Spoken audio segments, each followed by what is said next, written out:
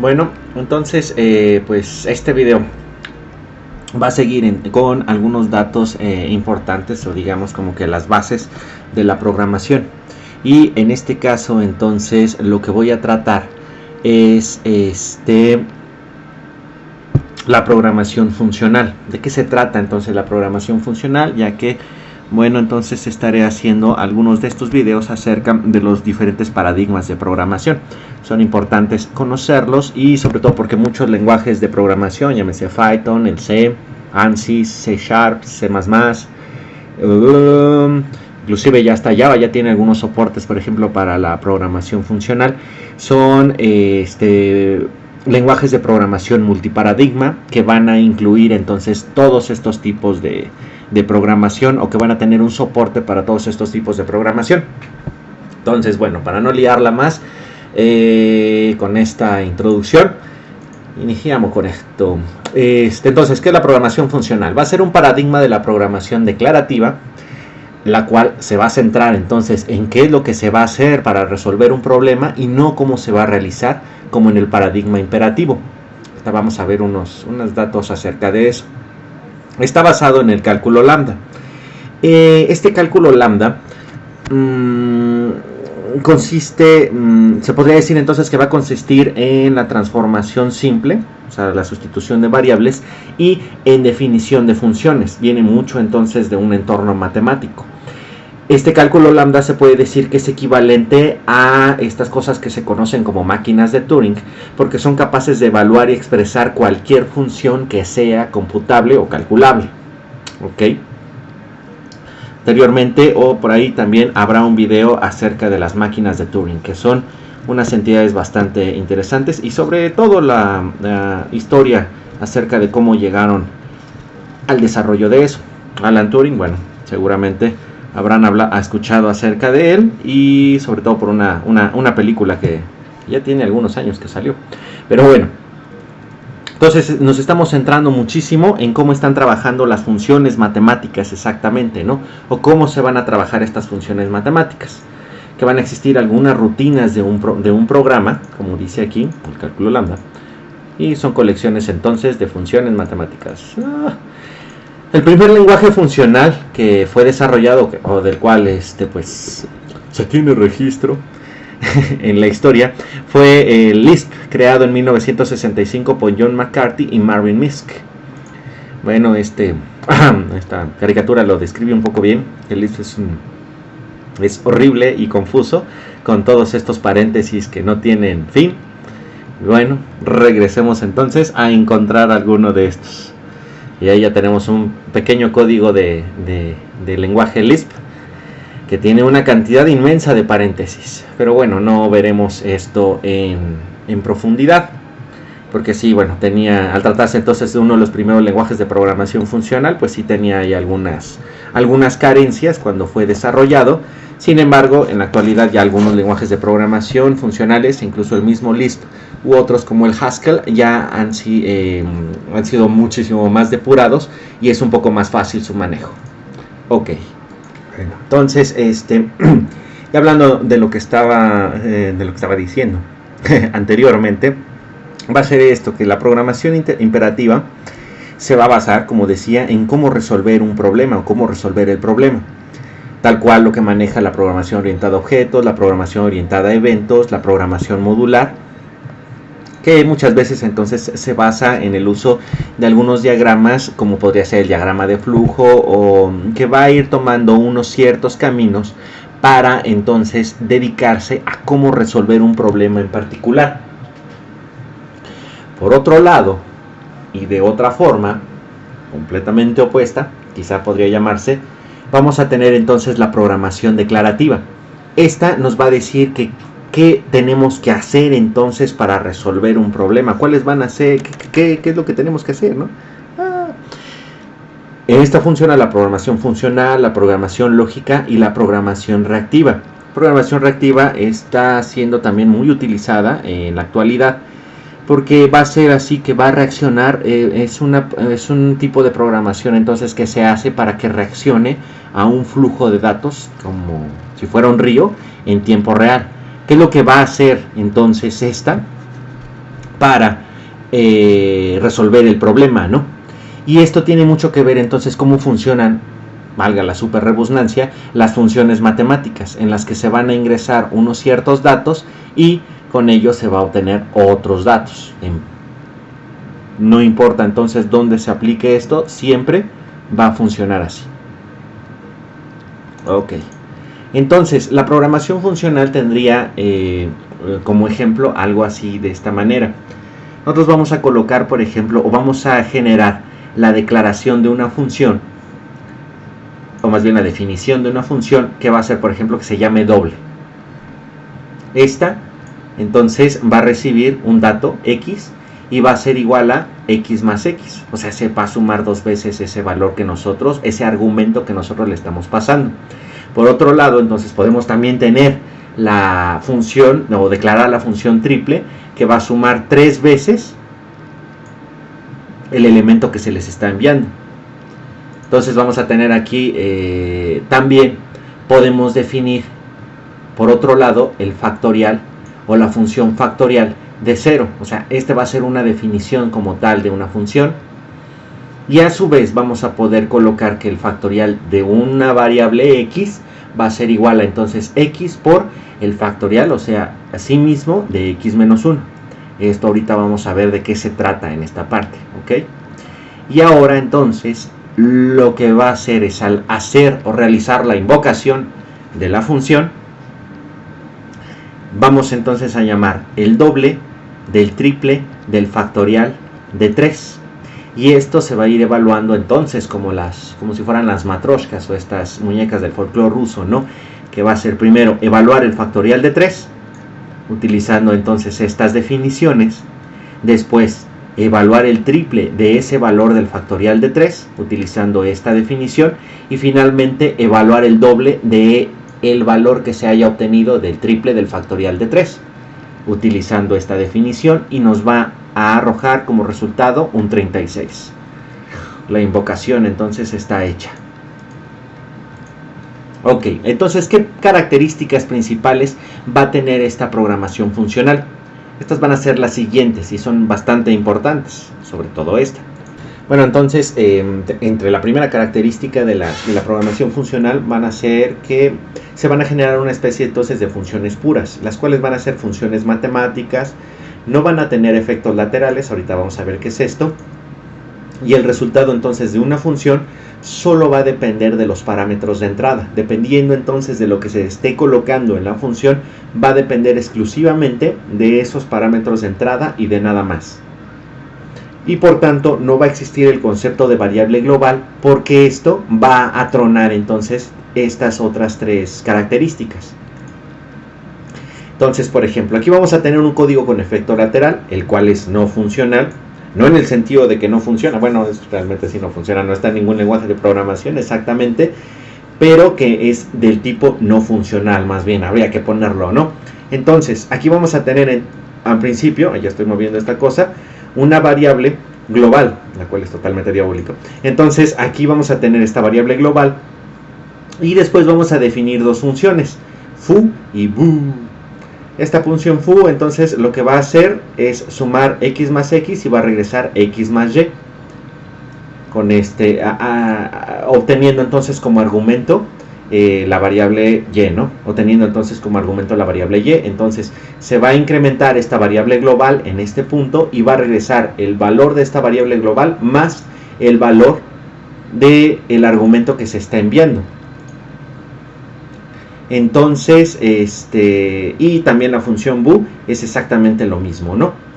Ahora, ¿qué es lo que está pasando cuando estamos nosotros utilizando esta variable global? Y que digo que aquí es diabólica, porque al momento de ejecutar, por ejemplo, foo de 3, utilizando entonces como argumento 3, pasándole un valor de argumento como 3, esta, entonces va a colocar un 3 aquí, va a incrementar la variable global en 1, y nos va a regresar 1 más 3, nos regresa 4.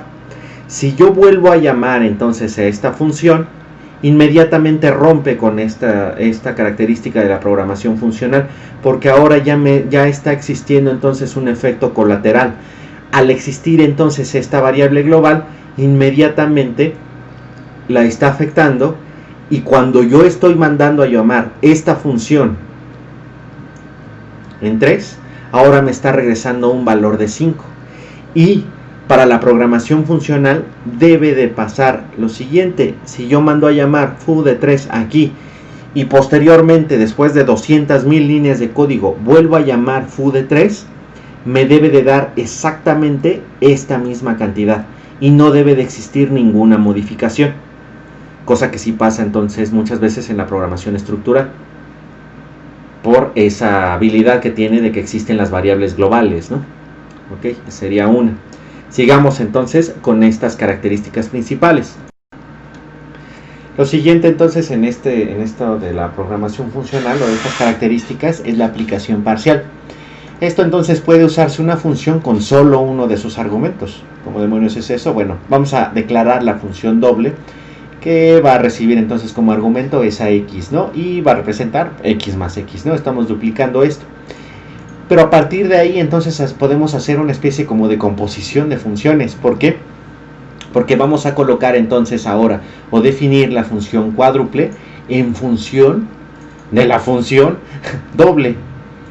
O sea, vamos a poner doble y que va a ser doble por doble, o como una composición de estas funciones, de estas mismas funciones, mandándose mandándose llamar a sí mismas como argumentos, pero sin requerir entonces de los mismos. Y al momento de utilizar la función cuádruple, va a ingresar con su respectivo argumento. Quería falta entonces colocar el argumento. Aquí sí sería cuestión de colocar el argumento, quizá mandar entonces este argumento, y este se pasaría de manera casi automática, podría llamarse, hacia la función doble, y estaría entonces ingresándose como una composición de funciones, de manera igual que en las matemáticas, para encontrar entonces el valor final de lo que estamos buscando. Y esto entonces sin pasarle un desgraciado argumento. ¿Qué más tenemos? Por otro lado vamos a tener como característica principal de esto, que van a existir una cosa que se llama orden superior. ¿Esto qué quiere decir? Que las funciones van a ser tratadas como datos, de la misma manera que la anterior. Entonces podemos decir que tenemos la función doble, que va a ser entonces aquí un dato en x, que va a ser x más x, ¿no? Tal como se ha estado estableciendo en los ejemplos anteriores. Y ahora vamos a tener una función foo, que va a ser x y y, o va a recibir estos dos argumentos, y que se va a tratar entonces de multiplicar ambos argumentos. Y ahora entonces lo que nosotros vamos a hacer es llamar de foo, vamos a llamar por un lado doble y por el otro 4.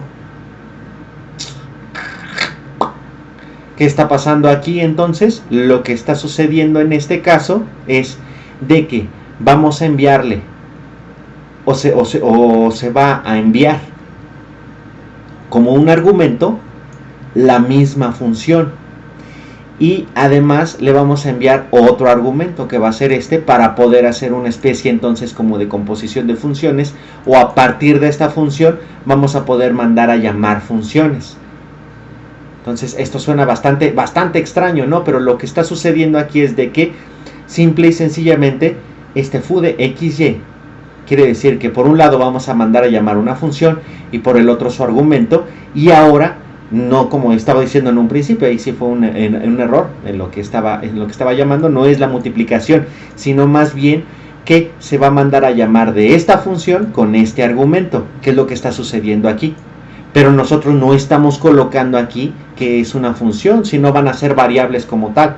Se está considerando entonces a las funciones como variables o como datos, y entonces se puede obtener esto. Este es el argumento entonces de esta función. ¿Qué está pasando? Ok, entonces, y siguiendo con estas características, ya faltan pocas. Aquí vamos a tener lo siguiente, que una de sus características principales va a ser la recursividad. A diferencia entonces de lo que sucede en otros lenguajes de programación, o otros tipos de programación como la programación estructurada, la que maneja por ejemplo el C, no van a existir los bucles iterativos, o sea, hace que estemos dando vueltas sobre la vuelta. ¿no? Así tipo Doctor Strange con Dormammu. Hay que darle vueltas y vueltas y vueltas al tiempo. Entonces no hay while, ni do while, ni for. Pero ¿qué es lo que está pasando? ¿O qué es lo que sí existe? Esta es la recursividad. Tener así como un Ouroboros, que es una serpiente que se muerde a sí mismo la cola. ¿Esto qué indica? Que va a existir entonces que las funciones se mandan a llamar a sí mismas. Y esto ya lo había mostrado anteriormente en esta parte. Esta función factorial de x va a ser x por el valor que va a regresar la función, pero en x menos 1. Entonces aquí se está invocando a sí misma la función, realizando entonces lo que colocaba aquí de la serpiente mordiéndose su propia cola, porque entonces está mandándose a llamar a sí misma la función, y por tanto de esta manera se genera una estructura que es muy similar entonces a estos ciclos de while, do while y for. Entonces esa es la manera en la que tenemos para sustituir entonces estas estructuras de la programación mediante la recursividad.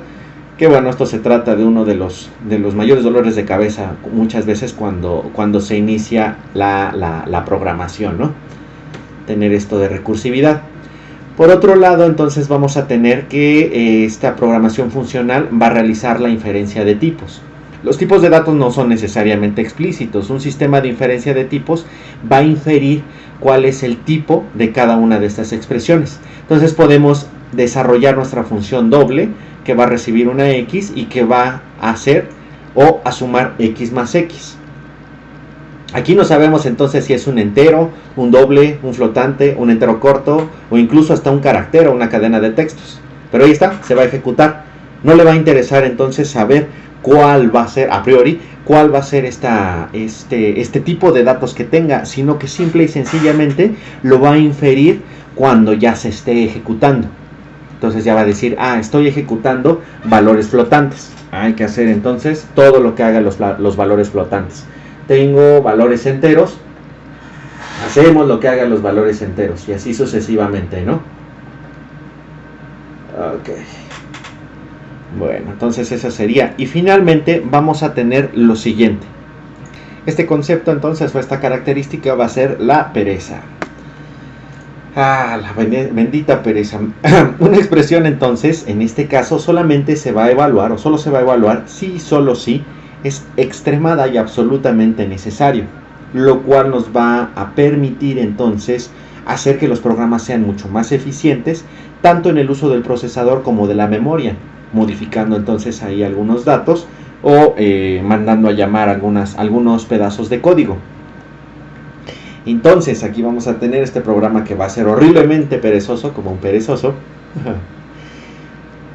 Vamos a tener entonces una función doble, como siempre, aquí la volvemos a colocar, y además vamos a tener esta función foo de x, la cual va a regresar siempre o se va a obtener como resultado al mandarla a llamar, no importa con cualquier argumento, nos va a regresar un 42. Entonces, en el momento en que nosotros mandamos a llamar doble de 4 y después hacemos esta especie de llamado, como ya se había estado observando en los demás ejemplos, de foo de doble de 4, entonces el programa o lo que va a hacer el programa es de que al darse cuenta mediante estos algunos mecanismos que tienen estos lenguajes de programación, que no importa entonces lo que se le mande a llamar a esta función foo, siempre va a dar 42. Entonces esto que estoy marcando aquí con lo que va a hacer entonces es omitirlo. Simple y sencillamente no va a evaluar este doble 4 mediante esta función que tenemos aquí, sino que simple y sencillamente va a evaluar solamente esta función y va a regresar el valor del 42, ¿no? Entonces, tal como decía, esto hace que el programa sea mucho más eficiente, ya que no se tiene que mandar a llamar la función doble Inmediatamente, entonces, digo, por los mecanismos que contienen estos lenguajes de programación, lo que va a hacer es no evaluar entonces este pequeño pedazo y nada más evaluar lo que sería la función foo, haciéndolo entonces más rápido para ejecutarse, porque ya sabe entonces que independientemente de lo que se le esté mandando a llamar, como argumento a esa función, siempre va a dar un 42. Entonces, pues no hay necesidad de hacer esa evaluación de la función doble, ¿no? Entonces, así, de esta manera, muy general, se puede decir que está compuesta la programación funcional. Tenemos entonces que van a haber funciones puras, funciones matemáticas casi puras, una aplicación parcial que también entonces tendría que ver muchísimo con la composición de funciones, de manera igual que en las matemáticas. Las funciones van a ser de orden superior, se pueden mandar entonces como argumentos de otra función una misma función. Esto sucede mucho también en la programación en Python. Vamos a tener entonces la recursividad, que nos va a permitir entonces sustituir tanto el while, el do while y el for para generar estos bucles. Les digo, esto es uno de los mayores dolores de cabeza a veces para los programadores, pero una vez que se entiende, quedan programas que son realmente eficientes. Por otro lado, entonces también va a existir algunos mecanismos de inferencia de tipos para entonces decidir qué tipos de datos son los que se están manejando sin que el programador tenga que decirle, ah, mira, este es un double y después este lo vas a manejar como una cadena de texto. No, inmediatamente el compilador o el intérprete va a estar diciendo cuál va a ser, va a inferir entonces el tipo de datos. Y finalmente, cuando localice funciones que no son necesarias de evaluar, pues no lo hace, le da horriblemente pereza evaluarla, y con esto hace que el programa sea muchísimo más eficiente. ¿Sale? Bueno, entonces hasta aquí esta parte de la programación funcional. Espero que haya quedado perfectamente explicado para que todo se pueda entender sin ningún detalle. Es una manera así entonces muy general de llamar la programación funcional, pero estos van a ser, digamos, con sus características principales y se pueden ver, como decía, aplicadas en varios lenguajes de programación que ya sean programas con paradigma de programación puro, como el Haskell, o el Lisp, o algunos multiparadigma como es el Python sobre todo, ¿no? Bueno, hasta aquí esta parte entonces de programación funcional. Ay, adiós.